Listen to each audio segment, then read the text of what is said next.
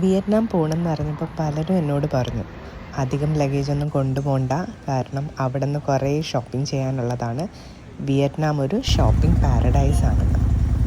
അങ്ങനെ ഹോച്ചിമിനിലെ ഷോപ്പിംഗ് മാർക്കറ്റും തിരക്കുള്ള യാത്രയാണ് ഇത്.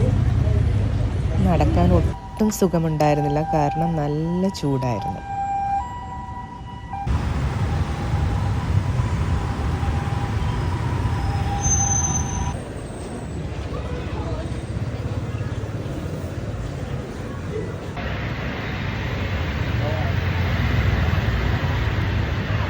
അടിപൊളി, സോ റിഫ്രഷിംഗ്.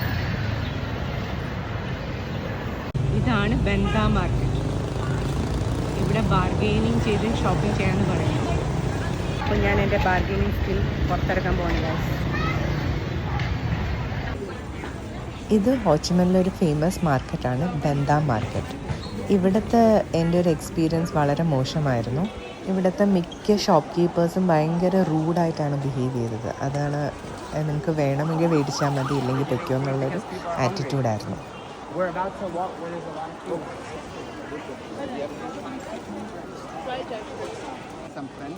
ഈ ഒരു ഷോപ്പിൽ നിന്നായിരുന്നു ഡ്രൈ ഫ്രൂട്ട്സും കോഫിയൊക്കെ മേടിച്ചത്. ആൻഡ് പ്രൈസും അവർ കുറച്ച് കൺസിഡർ ചെയ്ത് ഡിസ്കൗണ്ടൊക്കെ ചെയ്ത് തന്നായിരുന്നു. ഇത് കണ്ടോ, ഇത് റൈസാണ്. ഇത് പല കളറിലും ഡിഫറെൻറ്റ് കളേഴ്സിലുള്ള റൈസ് നോക്കിയേ. നെക്സ്റ്റ് നമ്മൾ സ്പോട്ടായിരുന്നു സൈഗൺ സ്ക്വയർ. ബെന്താ മാർക്കറ്റിൽ ചെയ്ത അത്രയും ബാർഗെയിനിങ് ഇവിടെ പറ്റത്തില്ല. ഇവിടുത്തെ ഷോപ്സൊക്കെ കുറച്ചുകൂടെ ഹൈഫൈവാണ്.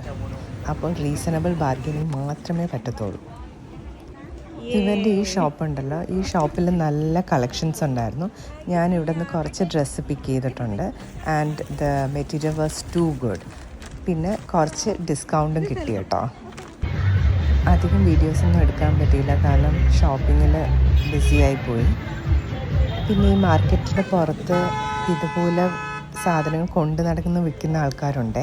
അവരുടെ കയ്യിൽ നിന്ന് കുറച്ചുകൂടെ റേറ്റ് കുറവിന്, അതായത് ഈ സൈഗൺ സ്ക്വയറിൻ്റെ അകത്തുനിന്ന് മേടിക്കുന്നതിനെക്കാട്ടിയും റേറ്റ് കുറവിന് കിട്ടും.